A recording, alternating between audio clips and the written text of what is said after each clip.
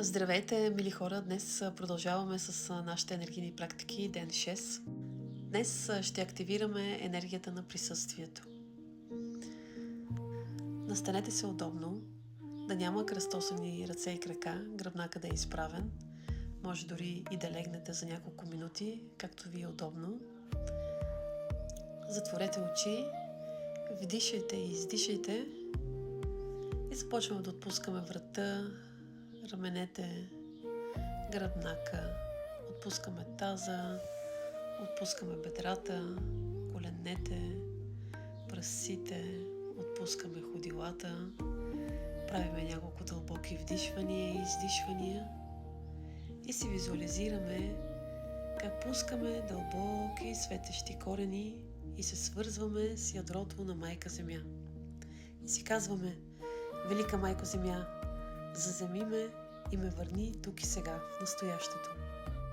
Вдишате и издишате и повтаряте след мен.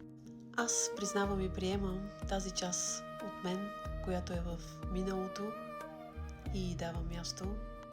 Приемам и признавам тази част от мен, която е в бъдещето и на нея също и давам място.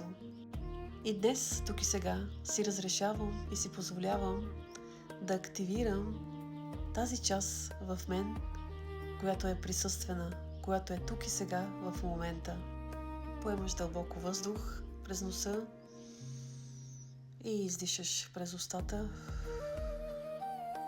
И си визуализирай как твоята част от миналото, от бъдещето и от настоящето тук и сега се свързват и се балансират.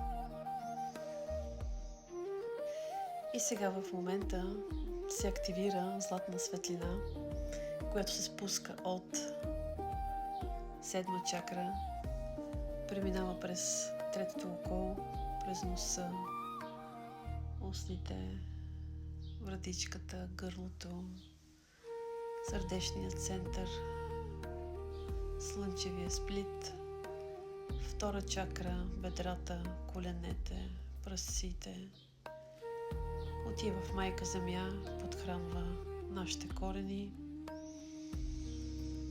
и енергията се връща обратно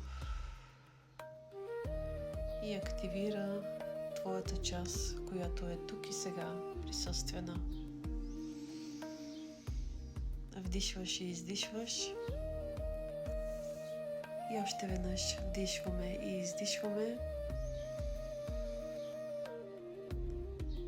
и отваряме очи.